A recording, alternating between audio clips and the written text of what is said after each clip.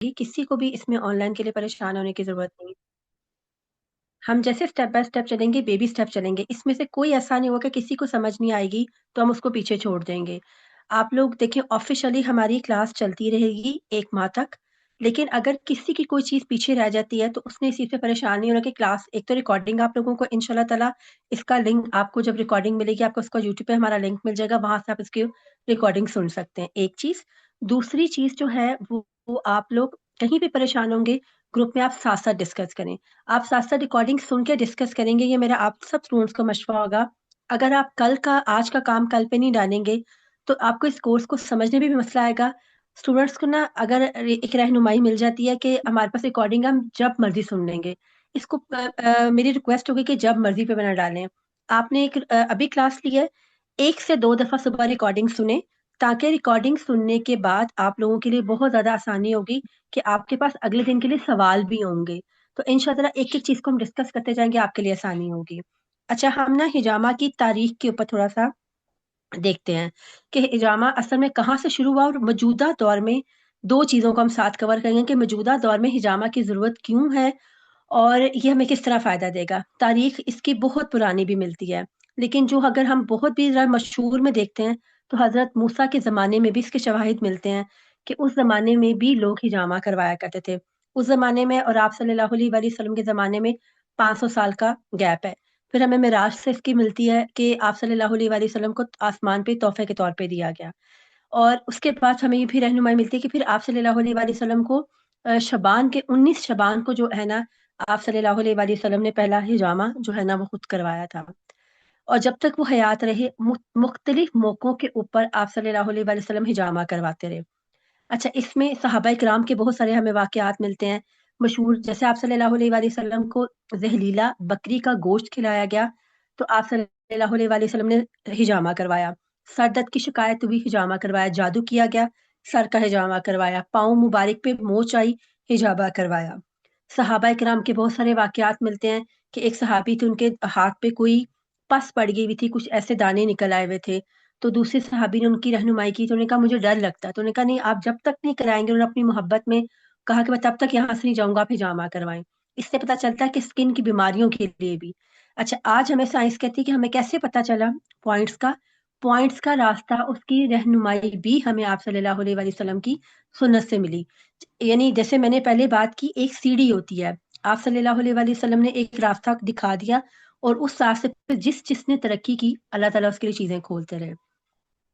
हुआ ये कि हमारे लिए अलमिया ये था कि आज दुनिया में ये मशहूर चाइनीज़ कपिंग के तौर पे आप गूगल पे जाके रिसर्च करें, तो आपको इसकी तारीख में ये मुस्लिम थेरेपी के तौर पे नहीं इतनी मिलती।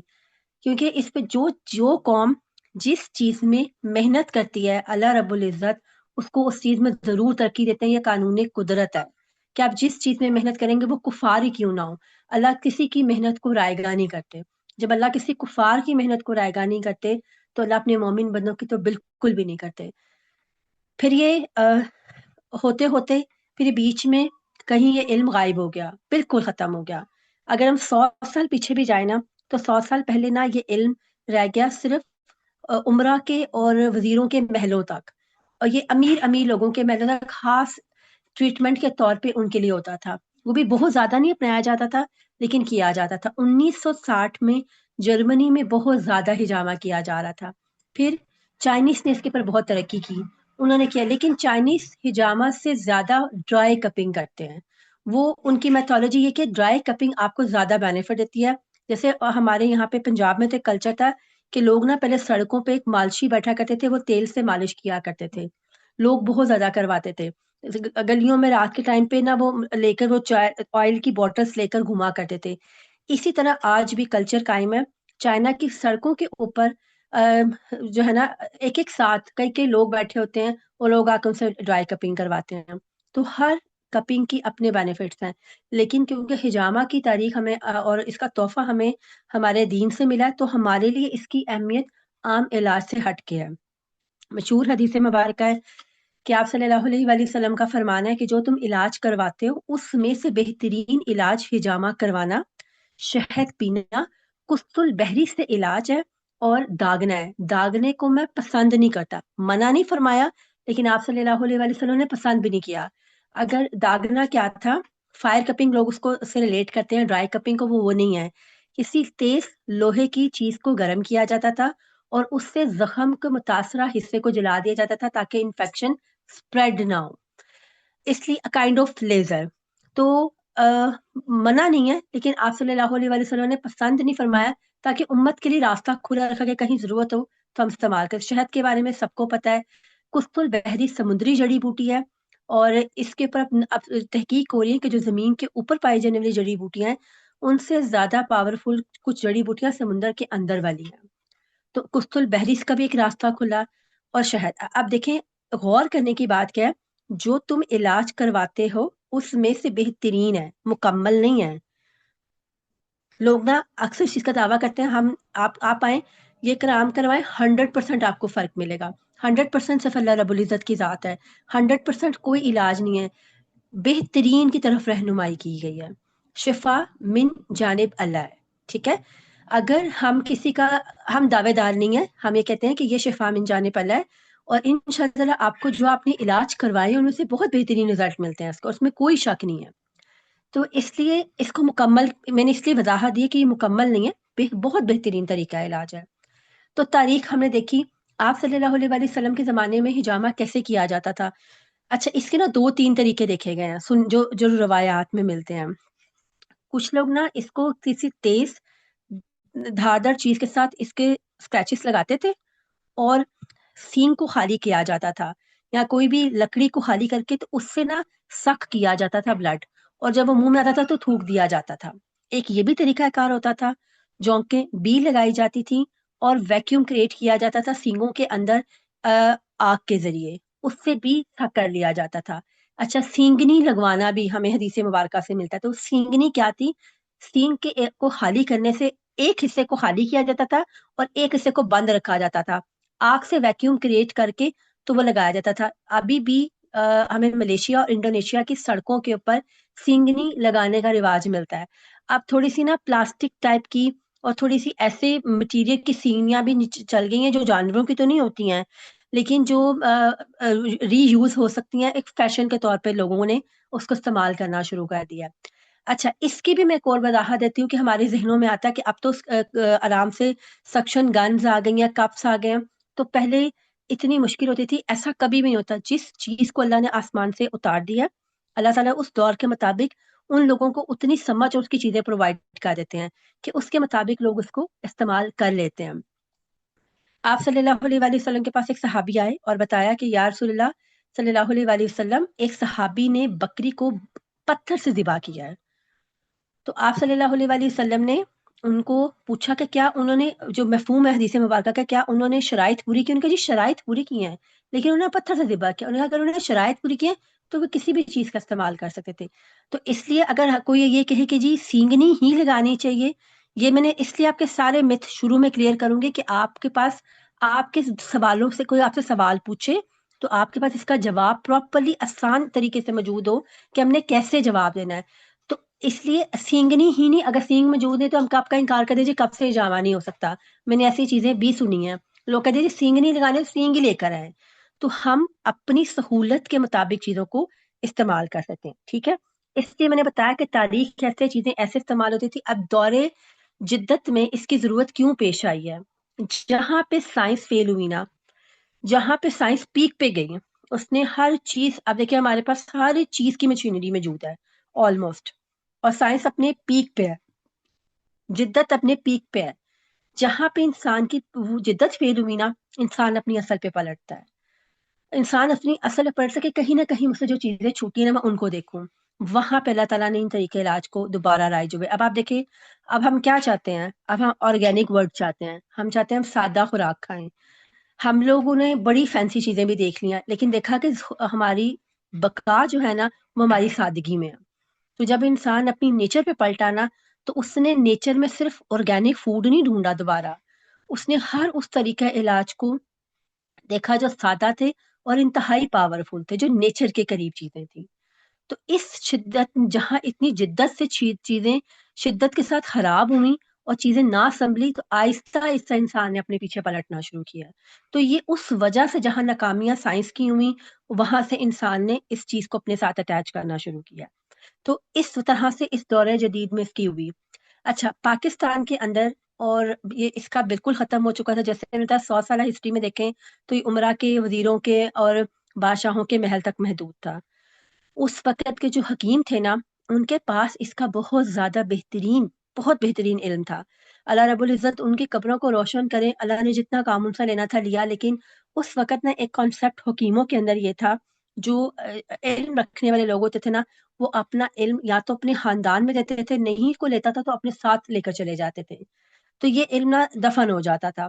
تو اس لیے صاحب علم کے اوپر یہ فرض ہے کہ وہ جو چیز بڑی اچھی ہماری ایک استاد میں بات کرتی ہیں ہماری قرآن ٹیچر کہ اپنے جیسے 100 لوگ تو چھوڑ کے جاؤ جو آپ کو اچھا کام آتا ہے. اپنے جیسے کم از کم 100 لوگ ایسے چھوڑ کے جائیں. اگر آپ کو ایک کڑھائی بنائی بھی آتی ہے نا تو وہ بھی کوئی 100 لوگوں کو سکھا دیں کہ وہ آپ کے لیے صدقہ جاریہ بنا لے, کوئی اپنے لیے روزی کما لے اور کما کے حلال روزی کا سبب بھی بن جائے تو ہمارے لیے وہ بھی صدقہ جاریہ بن جاتا ہے. تو اپنے جیسے کم از کم 100 لوگ چھوڑنے چاہیے. ٹھیک ہے. دور جدید میں اس کی اس وجہ سے اہمیت ہوئی کہ لوگوں نے اس کو اپنانا شروع کیا. میں نے آپ کو اس پہ بھی ایکسپلین کیا کہ یہ بہترین علاج ہے, مکمل کا دعویٰ ہم اس پہ نہیں کرتے. تمام علاجوں سے بہترین اور قیامت تک مسلم حدیث یہی رہے گی کہ تمام علاجوں میں سے سب سے بہترین اللہ تعالیٰ نے کہہ دیا کہ یہ یہی ہے اور اس نے بہترین ہی رہنا ہے. تو اس وجہ سے اس کی بہت زیادہ فاسٹر اور بہت زیادہ بہترین رزلٹ. لیکن ہمیں اس کو سیکھ کے کرنا چاہیے. ایسا نہیں ہے کہ اگر ہم بس اسکریچز لگانا سیکھ لیں اور ہمیں اس کے بیہائنڈ سین اور ریزنس پتہ نہیں ہے تو پھر ہم ظلم کر رہے ہیں. تو اللہ تعالیٰ ہمیں ظالموں میں شمار نہ کریں. پھر میں ایک اور چیز جس کی میں شروع میں وضاحت دے دوں, آپ کو ہماری اکیڈمی کی طرف سے پارٹیسپیشن سرٹیفکیٹ جاری کیا جائے گا. پاکستانی قانون کے مطابق مکمل طور پہ واضح ہے کہ حجامہ کرنے کے لیے جو ایلیجیبل لوگ ہیں وہ کوالیفائڈ حکیم اور طبیبہ ہیں. اس میں ڈاکٹرز بھی شامل نہیں ہیں MBBS, اس میں ہومیوپیتھک ڈاکٹر بھی نہیں ہے. اس میں بہت سارے ہومیوپیتھک ڈاکٹرز نے کی تنظیم ابھی حکومت پاکستان سے اس پہ بات کر رہی ہے, لیکن ابھی تک یہ بات چیت میں ہی ہے اور یہ بڑے لیول پر بھی نہیں ہے کہ اس لیے اس پہ کوئی چیز. سر یہ کیس ابھی جو 2020 میں فائنل ہوا ہے وہ یہ ہے کہ صرف یونانی طب سے ریلیٹڈ جو کوالیفائڈ حکیم اور طبیبہ ہیں وہ کلینکلی حجامہ کرنے کے لیے ایلیجیبل ہیں. آپ لوگوں کو سکھانے کا مقصد یہ ہے ہر گھر میں ایک بہترین ایسا معالج ہونا چاہیے کہ جو اپنے گھر والوں کے خود کی بہت اچھے طریقے سے اکیلے معاون ثابت ہو سکے, یا وہ خواتین جو بہترین روزگار کمانا چاہتی ہیں وہ باہر نہیں جا سکتی کہ اچھے پلیٹ فارم سے سیکھیں. اس سے بھی بڑی ایک چیز یہ تھی جب ہم لوگوں نے اس کو سٹارٹ کیا تھا, ہمارے ارد گرد بہت سارے ایسے حجامہ تھراپسٹ موجود تھیں جو جیسے دیکھیں مجھے 7 سے 8 سال ہو گئے, 8 سال ہو گیا مجھے کرتے ہوئے. اب 8 سال سے جب میں نے سٹارٹ کیا تھا اس سے پہلے مجھ سے بھی ایسے میرے پاس ایسی اسٹوڈنٹس آئے تھے فرسٹ بیچ میں جو 12 سال سے حجامہ کر رہی تھیں, لیکن کچھ طریقہ کار اس کو چینج کرنے کی ضرورت تھی. تو ایسے لوگ جو آلریڈی جانتے بھی تھے ان کے طریقہ علاج کو اور بہتر کیا جا سکے, کچھ ان سے حاصل کرنا اور کچھ خود دینا کا مقصد بھی تھا. تو اس لیے کوئی چیز آپ کو کنفیوز کرے کہ آپ لوگوں نے ہمیں پہلے نہیں بتائی تھی, اس لیے ہم ہر چیز شروع میں کلیئر کرتے ہیں. جب ایک تعلق بنتا ہے الحمدللہ آپ ہمارا 6 بیچ ہیں اور ہمارے 6 کے 6 بیچ اس میں نیشنل اور انٹرنیشنل سارے اسٹوڈنٹس موجود ہیں. ہم نے کبھی بھی اپنے گروپ کو ان 3 سے 4 سالوں میں بند نہیں کیا, 3 سالوں میں بند نہیں کیا. ہمارے تمام اسٹوڈنٹس کو ہم کوئٹ نہیں کرتے. ہم آپ کے لیے حاضر ہیں. جب آپ سیکھ رہے ہیں کہیں آپ کو ضرورت پڑتی ہے بشرطِ زندگی, جب تک میری زندگی ہے میں کہتی ہوں کہ آپ مجھ سے مس فاطمہ سے اور ہمارا اکیڈمی کا جو گروپ بنا اس میں آپ سوال پوچھ سکتے ہیں. جب ہمارے پاس مناسب وقت ہوتا ہے ہم جواب ضرور دیتے ہیں, اور کبھی سوال رہ جائے تو ہم اسٹوڈنٹس مینشن کر دیتے ہیں کہ مس ہمارا رہ گیا تھا آپ ہمیں بتا دیں, تو وہ چیز ہو جاتی ہے. تو انشاءاللہ تعالیٰ آپ جب اس کو سیکھتے جائیں گے اللہ نے چاہا تو انشاءاللہ اللہ تعالیٰ ہمارا مددگار ہوں کہ اس میں آپ کو بہت چیزیں انشاءاللہ سیکھنے کو جو ملیں گی جس سے زندگی آپ کی اپنی اور آپ دوسروں کی زندگی کو بہت بہتر طریقے سے آسان بنا سکتے ہیں. تو اس لیے میں نے اس چیز کو بھی کلیئر کر دیا ہے کہ پارٹیسپیشن سرٹیفکیٹ انشاءاللہ تعالیٰ آپ کا ہماری طرف سے ضرور ملے گا, لیکن کلینک کرنے کے لیے ایلیجیبل جو قانون ہے میں نے وہ بھی بتا دیا. اچھا, ہم نے اس کی تاریخ پہ بات کی, ہم نے اس بتایا کہ دورے اس کی جو ہے جدید میں اس کی ضرورت کیوں تھی. اچھا, اس کی نا افادیت کیا ہے, کیوں اللہ تعالیٰ نے اس کو ڈفرینشیٹ کیا ہے کہ हिजामा जो है तमाम इलाजों में से बेहतरीन इलाज है। आप ये देखिए कि ना इसमें ना इसकी इतना ही पावरफुल तरीका इलाज है। पहले ना एक चीज को हमें समझना होता है एज अ थेरेपिस्ट, अगर आपकी बीमारी आपके खून में है तो हिजामा 70% बीमारी हमारे खून में ही होती है, में खराबी की वजह से होती है। अब लोग इसको क्या कहते हैं, हिजामा की तारीफ जब की जाती है गंदा खून निकालना, जी हम गंदा खून निकालने का नाम हिजामा है, या पचने लगाना है या सींगनी लगाना, इससे हम क्या हासिल करते हैं, हम गंदा खून निकालते हैं? नहीं, हम प्लीज कोई गंदा खून नहीं निकालते। सबसे पहले कॉन्सेप्ट ये क्लियर कर दें, हमारे जिस्म में कोई गंदा खून नहीं है। खून में इजाफी चीजों को निकालने का नाम हिजामा है। पहली चीज ऐसा, आप इसको प्रॉपरली पढ़ने जा रहे हैं तो आपको उसके बारे में मुकम्मल नहीं तो इतना नॉलेज होना चाहिए कि जब हम किसी के सवाल है तो उसका जवाब दे सके कि हिजामा आपके जिस्म में इजाफी चीजों को निकालने का नाम है। इजाफी चीजें क्या है, अल्लाह ताला ने जैसे 4 मौसम बाहर बनाए हैं, ये 4 मौसम हमारे अंदर भी रखे हैं। हमारे जिस्म में खुश्की भी है, गर्मी भी है, सर्दी भी है। तो ये जो हमारे जिस्म बलगम भी है, जब ये चारों के में से किसी एक या दो मिजाज आपके जिस्म में हावी हो जाते हैं या इनमें थोड़ा सा बिगाड़ होता है तो इस चीज को बैलेंस करने का नाम हिजामा है। ठीक है, जब हम हिजामा या कपिंग करते हैं वो आपके मिजाज को थोड़ा मुतदल करने का नाम है। तो इजाफी चीजों को निकालने का, आपके खराब खून को निकालने का नाम नहीं है। एक चीज हो गई। दूसरी चीज, बेहतरीन इलाज, क्योंकि इसके रिजल्ट फौरी फौरी आपको मिलना शुरू होता है, फास्टर रिजल्ट है। आप पहले एक डॉक्टर के पास जाते हैं, आप कंसल्टेशन लेते हैं, फिर वो आप पे 2-3 तरह की मेडिसिन ट्राई करता है, फिर वो समझे तो फिर टेस्टों पे चले जाते हैं। अल्लाह ताला को पता था कि दौरे मतलब कि कौन कौन से दौर आएंगे, किस क्या चीजें होंगी। तो इंसान के लिए उन्होंने सादगी और आसानी रखी थी इस चीज के लिए। लेकिन जैसे जैसे इंसान अपनी चीजों को छोड़ता जाएगा वो मुश्किल में पड़ता जाएगा। तो इसलिए हिजामा की अच्छा इसकी ना इकसाम भी हैं। ज्यादातर जो मशहूर इकसाम है वो 2 तरह की हैं, वेट कपिंग और ड्राई कपिंग। ड्राई कपिंग के भी अपने बेनिफिट्स, हम इससे बिल्कुल इनकार नहीं करते। कई दफा हमारे पास ऐसे पेशेंट्स आते हैं कि लोग कहते हैं जी आपने इनको हिजामा की नहीं किया, ड्राई कपिंग के तो कोई फायदा नहीं होगा। नहीं, ड्राई कपिंग के भी अपने फायदे। जब हम किसी ऑर्गन को स्टिमुलेट करते हैं वो ऑर्गन अपनी जगह पे उसकी कारकर्दगी शुरू होती है। तो वेट और ड्राई कपिंग दोनों की अहमियत है। नो डाउट कि वेट कपिंग आपकी अगर 90% काम करती है तो 10% हमें समटाइम ड्राई कपिंग से भी काम लेना पड़ता है। तो उसकी दो इकसामी है। हिजामा यानी आपकी जिसम में इजाफी चीजों को निकालने का एक नाम हो गया। तो इस तरह से आपको पता होना चाहिए कि मुझे हिजामा की दो इकसाम है। इसकी एक ड्राई कपिंग, इसको एक ड्राई है और एक वेट कपिंग है। दौरे जदीद में इसकी अहमियत को भी मैंने आपको समझाने की कोशिश, इंशाल्लाह हर चीज को हम आहिस्ता सा साथ साथ लेकर चलते जाएंगे कि दौरे जदीद में आपने देखा कि इसकी, मैंने बताया कि जरूरत क्यों पेश आई, इसकी तारीख क्या, पाकिस्तान में कौन लेकर आया था। पाकिस्तान में डॉक्टर जो है अमजद रहमतुल्लाह वफात पा चुके हैं, आज से 2 साल के अंदर उनका है। उन्होंने बहुत मेहनत की थी, 30-35 साल पहले उन्होंने शुरुआत की थी, उनकी पूरी टीम ने अरबी और हिजामा के कोर्स के ऊपर उन्होंने बहुत ज्यादा मेहनत की और अपनी किताब लिखी और बहुत ज्यादा मुआलिजीन ने उस किताब से फायदा भी हासिल किया। डॉक्टर भी थे और बहुत उनकी वजह से लोगों को फायदा हुआ। उसके बाद अल्लाह ने बड़े लोगों से काम लिया। बहुत बड़ा हिस्सा करशी यूनिवर्सिटी का भी है कि करशी वालों ने, करशी की जो इतनी पूरी टीम थी उन्होंने इसके ऊपर बहुत काम किया और उन्होंने ये फाइट किया है।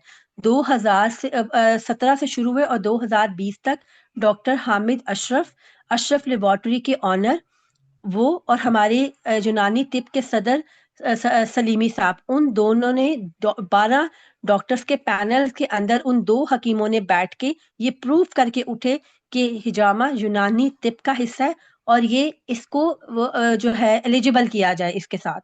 तो अल्हम्दुलिल्लाह ये करशी वालों का ऊपर सहरा इनके सर पे है कि उन्होंने इसको इस तरीके इलाज को उसका हिस्सा बनाने के बाद कानूनी शक्ल दी है। पहले इसकी कोई कानूनी शक्ल भी नहीं थी। तो इस वजह से अब पाकिस्तान में इसकी कानूनी शक्ल और इसका पूरा क्रेडिट इन दो लोगों के साथ इस पूरी तंजीम यानी कृषि जो है ना उनके बैच के ऊपर जाता है कि उन्होंने इसके ऊपर बहुत ज्यादा मेहनत की है। तो इस वजह से इसकी एक एक प्रॉपर शक्ल नजर आई। और अभी भी अगर हम पाकिस्तान में देखें तो 5% लोग भी शामिल नहीं हैं जो हिजामा करवाते हों। बड़ी एक अच्छी बात है जो मेरी जो है ना बड़ी अच्छी मेरी एक जानने वाली हैं और उनकी उस्ताद ये बात करती है, मतलब हमारी उस्ताद ये बात करती है कि हिजामा करने के लिए और हिजामा करवाने के लिए اللہ کے چنے ہوئے لوگ ہیں. یہ اتنی بڑی سنت ہے، یہ ایسی سنت ہے جو مکمل طور پہ ختم ہو چکی ہوئی تھی. اگر ہم اس سنت کو زندہ کر رہے ہیں تو اس سنت کو اس لیے زندہ، ہر اس سنت کو زندہ کرنے کا 100 شہیدوں کے برابر ہمیں اجر بھی مل رہا ہے.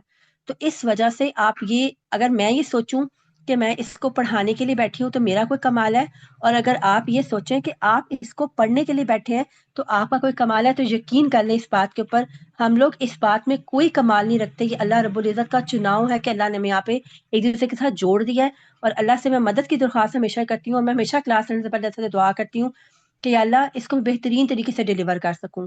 یہ ایک ذمہ داری ہے ہمارے اوپر کہ اب اس کو ہم اپنے جو ایک مہینہ ہم نے اپنے لیے چنا ہے اس کو ایمانداری کے ساتھ لے کر چلیں. اور یقین کریں کہ آپ کو بہت مزہ آئے گا. آپ کو اپنی زندگی میں بڑی ساری چیزیں، عام چیزیں جو ہمارے سامنے ہوتی ہیں، ان کو پراپر وے سے سمجھنا آسان ہو جائے گا. ٹھیک ہے، اس طریقے سے انشاءاللہ تعالی ہم لوگ چلیں گے. ہم نے اس کے اوپر بات چیت کریں گے کہ ہمارے اس میں کیا کیا پرابلمس آ رہی ہیں اور ہم نے اس کو کس طرح لے کے چلنا ہے. جیسے حجامہ کے کچھ میتھ ہیں، اس کو آپ نوٹ کرنا چاہیں تو نوٹ بھی کر سکتے ہیں، ریکارڈنگ بھی موجود ہے. سب سے پہلے لوگ تاریخ کے اوپر حجامہ دیکھتے ہیں کہ ہر حجامہ چاند کے 17، 19 اور 21 میں کروانا چاہیے. جو متھ ہے، آج ہم متھ پہ بات کریں گے. نیکسٹ ہم کلاس لیکچر کے سٹارٹ کریں گے پہلی کلاس. لیکن ہم پہلے حجامہ کرنے سے پہلے کیا کرنا چاہیے، کیا کیا ہو سکتا ہے اور کیا ہمیں نہیں کرنا، وہ ہم آج بات کر لیں گے. پہلے ہم اس کے متھ کے اوپر بات کرتے ہیں. حجامہ کے ساتھ کچھ متھ جڑے ہوئے ہیں کہ چاند کے 17، 19 اور 21 میں حجامہ کروانا چاہیے. یہ ایسا بالکل ہے، اس پہ بھی حدیث مبارکہ موجود ہے کہ آپ صلی اللہ علیہ وآلہ وسلم کا فرمان ہے کہ تو تم چاند کی 17، 19، 21 میں حجامہ کروانا یا نہیں، اس کا مفہوم ہے کہ ہمارے لیے فائدہ مند ہے. لیکن میں نے آپ کو شروع میں بتایا کہ ہم نے دیکھا کہ آپ صلی اللہ علیہ وآلہ وسلم کے پاؤں مبارک پہ موچ آئی. حج کے دن تھے، آپ صلی اللہ علیہ وآلہ وسلم نے حجامہ کروایا. کیوں؟ کیونکہ آپ صلی اللہ علیہ وآلہ وسلم کے پاؤں مبارک پہ موچ آئی. کہاں کروایا یہ مینشن نہیں، لیکن پاؤں پہ کروایا. تو وہ 10 ذی الحج سے پہلے کے دن تھے. تو اس وجہ سے ہمارے لیے دونوں راستے کھلے ہیں. مثال کے طور پہ اگر کسی کا بھی، اور ساتھ کچھ لوگ کہتے ہیں بدھ کو نہیں کرواتے، کچھ کہ آپ کو سننے میں ملے گا کہ منگل کو نہیں کرواتے، کچھ کہتے ہیں کہ ہفتے کو نہیں کرواتے. میرے پاس ابھی تک پیشنٹس آتے ہیں اور کہتے ہیں کہ آپ نے ہفتے والے دن بلا لیا، ہم نے تو حدیث مبارکہ سنی تھی ہفتے میں حجامہ نہیں کروانا چاہیے. آپ دیکھیں اگر کسی کا ہفتے والے دن بی پی ہائی ہے یا سننا ڈیٹ ہی ہفتے کو آ گئی ہے، تو کیا اللہ کو نہیں پتا تھا کہ تاریخیں ہفتے کو بھی آئیں گی؟ سب اللہ کے کیلنڈر میں پورا سیٹ چیزیں ہیں. تو ایسے کوئی چیز ہمارے دین میں نہیں ہو سکتی جو انسان کے لیے ہارمفل تھی، اللہ نے اس کو واضح نہ کیا ہو. تو اگر کسی کا بی پی، کیونکہ تمہارا خون کا فشار تمہیں موت تک نہ پہنچا دے، یہ بھی حدیث مبارکہ ہے. خون کا فشار یعنی آپ کا بی پی کا، خون کا بہت زیادہ دباؤ آنا. تو B P, high B P بھی آپ کو ہارٹ اٹیک کتنی بڑی بیماری کی طرف لے جاتا ہے. انسٹنٹلی کام کرتا ہے حجامہ. اتنی ٹیبلٹ تیزی سے کام نہیں کرتی جتنا انسٹنٹلی حجامہ کام کرتا ہے. ہم 2 کانوں کے پیچھے جب حجامہ کے پوائنٹس لگاتے ہیں، اسی وقت آپ کا بی پی ڈراپ نہیں ہوتا، نارمل ہوتا ہے. تو اس سے آپ کو بہت زیادہ فائدہ حاصل ہوتا ہے. تو اب کسی کا ہفتے کو اگر بی پی ہائی ہوا ہے تو کیا وہ انتظار کرے گا چاند کے 17، 19 اور 21؟ اس لیے میتھ ہے. نہ وہ ڈیٹس کا انتظار کرے گا، نہ ہی وہ تاریخ اس کا انتظار کرے گا سنا ڈیٹس کا. ہاں، اگر مثال کے طور پہ سنا تاریخ تھی، اب کل مجھے کوئی پیشنٹ کال کر کہتی ہے کہ میں نے آپ کے پاس آنا ہے، تو میں اس کی رہنمائی کر سکتی ہوں. آپ آج کی بجائے کل آ جائیں، آپ کو سنا تاریخ مل جائے گی.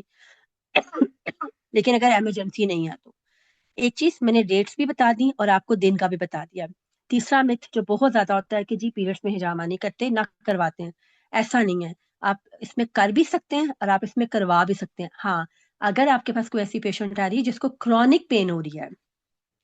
اب کچھ لوگ ہمارے پاس آج کل بچیاں کرونک پین میں بھی آتی ہیں، تو ہم ان کو پوائنٹس لگاتے ہیں، ان کی پین میں بھی کمی آتی ہے.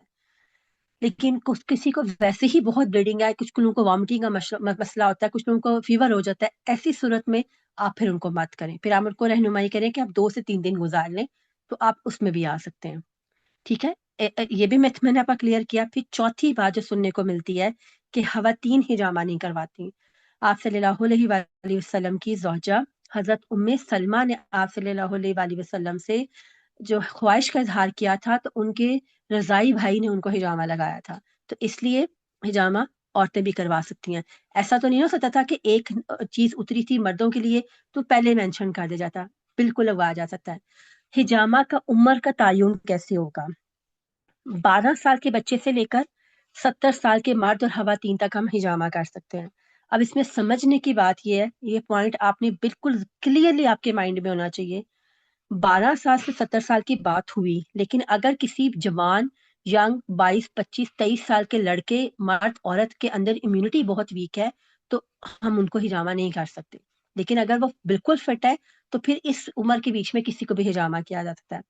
आपको डिफरेंशिएट कैसे पता चलेगा कि किसको कैसे स्क्रैचेस लगाने हैं, इंशाल्लाह वो हम क्लास में आपको सिखाएंगे कि किस इंसान को अगर अगर उसकी उम्र 50 से ऊपर है या 50 से नीचे, उसकी स्किन ड्राई है, तो ड्राई स्किन पे कैसे लगेगा, झुर्रियों वाली स्किन पे कैसे लगेगा, बच्चे को कैसे लगेगा, एक्नी पे कैसे लगेगा, और अगर कोई जख्म सोरायसिस चंबल बना हुआ है किसी की, तो उस पे कैसे लगेगा। ठीक है, उनके ऊपर स्क्रैचेस लगेंगे कि उनको प्रिक किया जाएगा, कैसे किया, ये चीजें आपको साथ साथ इंशाल्लाह हैंडल होंगी।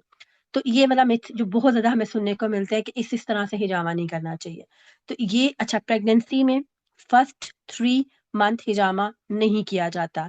अगर आप बहुत काबिल और पुराने मुआलिज हैं, 3 मंथ के बाद भी आपको पता है, उसमें भी हम कमर के पसलियों के बाद जो कमर का दरमियानी हिस्सा लेके वहां पे नीचे से हिजामा नहीं करते, अल काहिल, या हम उस पे लगा सकते हैं काफ मसल पे लेग पेन्स के लिए, वो भी बहुत लाइट सक्शन देके, इससे भी पेन स्टार्ट होने का डर होता है। अगर आप बहुत माहिर मुआलिज हैं तो आप पेशेंट को हाथ लगाएंगे, अदरवाइज आप उनकी ड्राई कपिंग कर सकते हैं टांगों के ऊपर। और यहाँ अल्काहिल का एक पॉइंट सबसे सेफ होता है प्रेगनेंसी में, क्योंकि सम टाइम बहुत ज्यादा इंजाइटी और डिप्रेशन हो रहा है, आप अल्काहिल का पॉइंट लगाते हैं, नॉर्मल कम स्क्रैचेस लगा के आप कर सकते हैं। आप इनको हिजामा कर सकते हैं। अगर कोई बहुत ज्यादा अलील है, बहुत ज्यादा कमजोर है, स्किनी है, बहुत स्किनी है, ऐसे लोगों को हिजामा मत करें, उनको आप ड्राई कपिंग करें। उनकी हरारत ऑलरेडी बॉडी में कम है, आप उनको हरारत दे सकते हैं। किसी भी बहुत ज्यादा स्लीक और बहुत कमजोर शख्स को हिजामा फायदा नहीं देता। इन सारी चीजों की आपने एहतियात करनी होती है, जिससे आप जो है ना, अगर आपको समझ होगी, आपको अपनी काम के बारे में इल्म होगा ना कि ये करना है और ये नहीं करना। बहुत सारे लोग हैं जो इस बात का जवाब ही नहीं उनको पता होता, कि जी जो कहते हैं जी हाँ जी है हदीस मुबारक आप ना करें, ज़हीफ है लेकिन आप ना करें हफ्ता को, इतवार को, मंगल को। लेकिन आपको लॉजिकली जवाब पता होना चाहिए कि ऐसा कुछ भी नहीं है। तो इसलिए किसको नहीं करना ये भी मैंने आपको बता दिया कि ये मिथ है, इसमें कोई हिस्सा नहीं है कि हम खवातीन नहीं करेंगी, इस हालत में नहीं करेंगी, इस हालत में नहीं करेंगी, इस तरह से नहीं होगा। ये चीज हो गई। अच्छा, अब हिजामा करने के लिए प्रिकॉशंस आपके क्या होने चाहिए, प्रोटोकॉल्स, और पेशेंट को क्या प्रोटोकॉल देने हैं, इन चीजों को मैंने कल पूछना है। प्रोटोकॉल्स मैंने जरूर पूछने हैं, हम चीजों को साथ साथ लेकर चलेंगे। आप अपने सवाल पूछ सकते हैं, लेकिन कल हम प्रोटोकॉल इसलिए पूछेंगे कि हम आज का काम कल, कल का काम कल, उस पर नहीं डालेंगे। आपको पता होगा कि ठीक है, मुझसे हम लोग क्या क्या चीजें इसको साथ साथ लेके चलेंगे। हर चीज, हर रोज चीजें रिकॉल होंगी, तो आपको इंशाल्लाह ताला आपके माइंड में रहेंगी। सबसे पहले मुआलिज को ज़हनी तौर पे खुद भी क्लियर होना चाहिए कि मैंने क्या पॉइंट्स लगाने हैं। ये नहीं कि वो खड़ा होके सोच रहा है कि मैंने क्या करना है, और वो तब क्लियर होगा जब उसके पास उसका नॉलेज होगा। दूसरी चीज, मुआलिज को बावजू होना चाहिए। अब इसमें भी दूसरी बात है कि अगर आपके डेज हैं और आप बावजू नहीं, मतलब तब भी आप वजू कर सकते हैं, इसके लिए कोई फिक्स नहीं है, लेकिन आप अपने आप को साफ सुथरा रखें। ये नहीं कि पेशेंट, मैंने अक्सर देखा थेरेपिस्ट के साथ, चाहे वो कपिंग थेरेपिस्ट है, मैंने अक्सर फिजियोथेरेपिस्ट को भी देखा है, जो थेरेपिस्ट है ना, अक्सर वो ये वाली गलतियां करती हैं। डॉक्टर्स की मैं बात नहीं कर रही, मैं अक्सर ये चीज कहती हूँ और इसी अल्फाज के साथ कहती हूँ कि ये आप देखते हैं मेडिकल कॉलेज में जाते हैं तो हमें हजारों स्टूडेंट्स नजर आते हैं, लेकिन आपने कभी हजारों डॉक्टर्स देखे हैं? क्योंकि ये कानून है, उनमें से सिर्फ उतने लोग चुने जाते हैं, अल्लाह के हाँ, कुछ ठीक है बाहर चले जाते हैं, कुछ क्लिनिक खोल लेते हैं, लेकिन हमें जितने स्टूडेंट्स मेडिकल कॉलेज में होते हैं उतने डॉक्टर्स हमें अपने आम जिंदगी में नजर नहीं आते। हर काबिल नहीं होता, हर पढ़ने वाला काबिल नहीं होता। लेकिन होता क्या है, वो एक आम बंदा भी, नया डॉक्टर भी खोल के बैठता है ना क्लिनिक, आपने उसकी प्रेजेंटेशन देखी है क्लिनिक की, उसको खुद देखा कितने अच्छे से प्रेजेंट होके आता है। मैंने हिजामा थेरेपिस्ट की कॉमन चीज इतनी ज्यादा देखी है कि बुरका पहनती हैं, बुरका पहनना कोई गलत चीज नहीं है, अल्हम्दुलिल्लाह मैं खुद पहनती हूँ, लेकिन उसका ये मतलब नहीं कि अगर मैंने बुरका पहना है तो उसके ऊपर मैंने रंग बिरंगा कोई अपना लॉन का या अपना लीलन का दुपट्टा लिया, लेकर बैठ जाती हैं हिजामा करने के लिए। आप प्रेजेंटेबल ही नहीं है, आपने अपने काम की वैल्यू खुद खत्म की है। हम क्या करने जा रहे हैं, हम हिजामा करने जा रहे हैं। क्या चीज अल्लाह ने जो हमें आसमान से तोहफा दिया है, हम अपनी बेहतरीन इलाजों में से एक इलाज करने जा रहे हैं, और हमें उसका खुद ही उसको अच्छे तरीके से प्रेजेंट नहीं कर रहे हैं। تو آپ کی باڈی لینگویج بتاتی ہے کہ آپ کتنے کانفیڈنٹ ہیں اپنے کام کرنے کے بارے میں. تو اس لیے پلیز یہ میں اپنے تمام اسٹوڈنٹ سے چیز کہتی ہوں کہ بہت اچھے سے اگر آپ نے عبایا پہنا ہوا ہے تو پلیز اس کو پراپرلی پہنے. اس کے اوپر اس طرح کے رنگ برنگے دوپٹے مت لیں. اگر آپ نے کلر کاف لیا ہے تو بہت اچھے سے اس کو ریپ کریں. آپ کا پریس ہوا ہوا عبایا ہونا چاہیے. آپ کے چہرے کے اوپر کوئی آپ نے اگر مطلب اچھے سے آپ نے اپنے آپ کو پریزنٹ کوئی لائٹ لپسٹک لگا لیں, اچھے سے آپ اپنا ہو کر جائیں. ابھی یہ چیزیں میں اس لیے شروع میں بتاتی ہوں کہ پلیز یہ ان ساری چیزوں کا خیال رکھنا ہے. اچھا کام تب نظر آتا ہے جب وہ دکھتا بھی اچھا ہے. آپ نے کھانا بہت مزیدار بنایا ہو, آپ لا کے ایسے رکھ دیں, اور ایک کھانا کسی نے اچھا نہیں بنایا کہ اس کو سجا کے رکھا ہے, وہ لوگوں کو دیکھنے میں اٹریکٹو لگتا ہے. 5% کیوں لوگ حجامہ صرف کروا رہے ہیں کہ ہمارے کلینکس پراپر نہیں ہے حجامہ کے. جو لوگ ایلیجیبل ہیں بھی وہ اچھے طریقے سے کلینکس نہیں کرتے. پچھلے 1 سال سے میں اور مس فاطمہ حجامہ یہ کرشی یونیورسٹی کی طرف سے ریسرچ ٹیم کا حصہ ہے. ہم مختلف کلینکس میں وزٹ کرتے ہیں. میں نے ایسے کلینکس بھی دیکھے ہیں جس میں صرف 2 سے 3 لوگ کھڑے ہو سکتے ہیں. ایک بیٹھنے کی چیئر ہے اور ایک بیڈ ہے, اور ایک بندہ اس کے اندر آ کر اگر کوئی اضافی تو صرف بیٹھ سکتا ہے. آپ یقین کریں کہ اگر وہ تینوں ایک ساتھ کھڑے ہو جائیں تو وہ اپنا کام نہیں کر سکتے. انتہائی گندے جالے لگے ہوتے ہیں, اور یہ مشہور ہونے لگ گیا کہ جی جو تھراپسٹ ہیں یا جو حکیم ہے جب تک ان کے زیادہ جالے نہ ہو تو وہ زیادہ مشہور نہیں ہوتے. یہ چیز میں نے وہاں سے چیز بہت زیادہ انالیسس کی ہے. یہاں پہ میں نے دیکھا ہے کہ اور ایسے بہترین ان کا کام ہوتا ہے, لیکن کیا ہے کہ لوگ ان کے پاس نہیں جاتے. ان کی پریزنٹیشن یہ اس طرح کی انہوں نے حجامہ کی ہوتی ہے, اس طریقے سے اپنے آپ کو پریزنٹ کیا ہوا کہ لوگ ان پہ ٹرسٹ نہیں کرتے, ان کی صفائی کی وجہ سے اور ان کی وجہ سے. پھر میں نے ایسے کلینک بھی وزٹ کیے ہیں جو اندر جاتے ہیں تو آپ کو لگتا ہے نہیں کہ آپ کسی پاکستان کے کلینک میں آئے. آپ یقین کریں میں نے لاہور ڈیفینس کے کچھ ایسے کلینک دیکھے ہیں جن میں سے بہت کچھ ایسے کلینک ہیں جو بہت زیادہ بہترین کام کریں, اور کچھ ایسے جن سے بیسکس پوچھتے ہیں ان کو بیسک بھی پتہ نہیں تھے لیکن سجا کے بیٹھے ہوئے ہیں. تو اس لیے وہ کام نہیں کرنا. آپ کا کام, آپ کی پرسنالٹی, آپ کی بات چیت بتانی چاہیے کہ ہاں بھی میں نے جتنا کام کیا وہ مجھے اس کے بارے میں پتا ہے. تو اس لیے آپ نے اپنی حلیت کے اوپر بہترین طریقے سے توجہ دینی ہے. یہ نہیں کہ بس آ گیا کام تو میں اٹھی ہوں اور میں نے اپنا کام شروع کر دیا. ایک آپ کی پرسنالٹی ہوگی. دوسرا, مس فاطمہ جب کلاس میں انشاءاللہ آپ کو ٹرے بنانا سکھاتی ہیں, جب آپ اپنی چیزیں کرتے ہیں ارینج, آپ نے اپنے ٹرے کو لگانا سیکھنا ہے. دوسرا, نماز اور اذکار یہ ہماری پروٹیکشن بھی ہے اور ہم پہ فرض بھی ہے. نماز تو فرض ہے اس لیے بنتی نہیں چیز, لیکن اذکار کی پابندی بہت ضروری ہے ایک معالج کے لیے. اس کے بارے میں ہمیشہ میں ایک چیز کہتی ہوں کہ عربی عالم جو ہے نا, اس کی تفسیر اس طرح سے کرتے ہیں کہ جو انسان, ہم نے حدیث مبارکہ سنی ہے کہ آپ صلی اللہ تعالیٰ فرماتے ہیں کہ اگر کوئی بیمار کی عیادت کے لیے جاتا ہے تو وہ مجھے وہاں پاتا ہے. تو آپ سوچیں کہ اگر بیمار چل کے ہمارے پاس آیا ہے تو ہم اللہ کو کتنے قریب سے پائیں گے. معالج پہ اللہ کی رحمت اترتی ہے.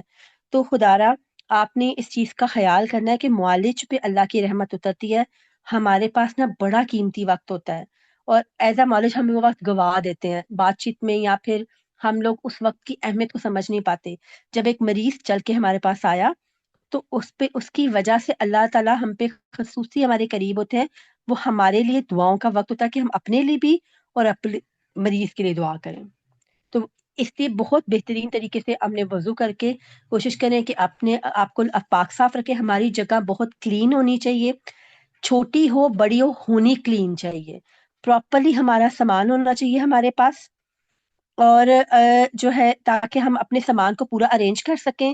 ہمارے جگہ کی نا میں وہ ہو, اگر آپ کسی جگہ پہ کر رہے ہیں پراپرلی نیچے نا ایک شیٹ بچھائیں, سفرہ کی شیٹ بچھائیں, تاکہ جو بھی بلڈ کی چھینٹیں گریں وہ اسی کے اوپر گریں.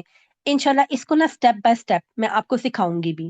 دوسرا, جب آپ کے پاس کوئی پیشنٹ کا فون ہے اور آپ کو پتا ہے کہ آپ نے اس سے بات چیت کی ہے شروع میں آپ کیا کرتے ہیں کہ پیشنٹ سے جب آپ نے جو ہمیں کنفیوز کرتی ہے کہ اگر مجھے حجامہ آئے گا تو اینڈ ٹائم پہ میں بھول جاؤں گی کہ میں نے اس کے ساتھ کیا کرنا ہے. ہمیشہ پیشنٹ سے پہلے کال پہ بات کریں, اس سے پوچھیں کہ آپ کو کیا پرابلم ہے, آپ کس مرض کے لیے کرانا چاہتی ہیں. جب آپ نے اس سے بات چیت کر لی, اس سے پوچھ لیا, اس کے بعد آپ بیٹھ کے اپنے مائنڈ میں ڈسکس کریں کہ میں اس کو کیا پوائنٹس لگا سکتی ہوں اس پرابلم کے لیے. اس کو میں نے کیا کلاس میں سنا تھا, اپنی اس پہ سوشل میڈیا پہ ریسرچ کریں میں اس کو اور کیا کیا چیزیں اضافی دے سکتی ہوں. آہستہ آہستہ آپ کو چیزیں سمجھ آنا شروع ہو جاتی ہیں. آپ کا اذکار کی پابندی, آپ کا دل کا صاف ہونا، میرے ایک استاد ہیں وہ کہتے ہیں کہ اپنی جتنی نیگیٹیوٹی ہے نا وہ گھر چھوڑ کے آیا کریں. آپ معالج جو ہوتا ہے نا اس کو مضبوط ہونا چاہیے، اور معالج کو نا قوی اس لیے ہونا چاہیے کہ جو مریض ہے نا وہ تو پہلے کمزور ہے، وہ تو پہلے ہی اپنی طاقت کو کم کر کے ہے، تو جب آپ کا ہاتھ مریض کو لگے نا تو اس آپ کی طاقت اس کے اندر جانی ہے. تو اس لیے وہ کہتے تھے اپنی ٹینشنات اپنی پریشانیاں کار چھٹ کے آیا کرو. اور باقاعدہ وہ ہمیں کلاس میں کہتے تھے کہ جب مریض کو ہاتھ لگے نا تو آپ کی انرجی اس کے اندر جانی چاہیے، آپ کی باتوں کی بھی اور اس کے آپ کے ہاتھ لگانے کی انرجی بھی. تو یہ چیزیں آپ نے اپنے ذہن میں رکھنی ہے اپنی پرسنالٹی کے حوالے سے، کہ آپ کی جگہ بہت صاف ہو اور آپ کا مائنڈ کلیئر ہو کہ آپ نے پیشنٹ سے کیا بات کرنی ہے. اگر چوتھی چیز، کبھی کبھی نا اسٹوڈنٹس مجھے فون کرتے ہیں کہ نا ہم نے پیشنٹ کو بلا لیا، پیشنٹ ہمارے سامنے بیٹھی ہے، بہت دفعہ ہوتا ہے میرے ساتھ کہ بیٹھی میں مجھے سمجھ نہیں آ رہا کہ میں کیا کروں. تو ان کی اچھی چیز کیا ہوتی ہے کہ وہ پیشنٹ پہ تجربہ نہیں کرتی، وہ پوچھ لیتی ہیں. اس سے کیا ہوتا ہے کہ میں ان سے کہتی ہوں بالکل ریلیکس ہو اور آپ یہ والی چیز کرو. اب ایز اے معالج آپ کے ساتھ کیا کیا ہو سکتا ہے، یا آپ نے اپنی چیزیں کی. ہمارے پاس مس فاطمہ کتنا وقت ہے؟ اچھا 2 منٹ سے ہمارے پاس کلاس جو ہے نا وہ آف ہو جائے گی. اسٹوڈینٹس آپ نا جیسے کلاس آف ہوگی نا آپ اپنے سوال جو ہے وہ مجھ سے گروپ میں پوچھ لیجیے گا، تاکہ ہمیں ساتھ ساتھ یہ بھی آپ بیٹھے ہوئے ہیں جو آپ کے مائنڈ میں سوال ہو آپ پوچھیے گا، میں انشاءاللہ ابھی کے بھی جواب دے دوں گی. ابھی ہمارے پاس جو 1 سے 2 منٹ کوئی سوال پوچھنا چاہے تو وہ مجھے بتا سکتا ہے.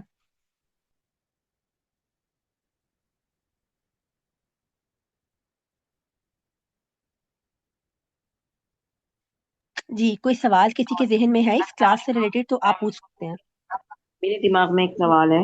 وعلیکم. آ، ایک جی جی ایک بندہ جس کا بائی پاس ہوا ہو اور اس کی عمر بھی 70 برس کے قریب ہو، اور پھر وہ اور بہت ساری ہوں بیماریوں کا شکار ہو، تو پھر اس کے لیے ہجامے کا کیا طریقہ کار ہے؟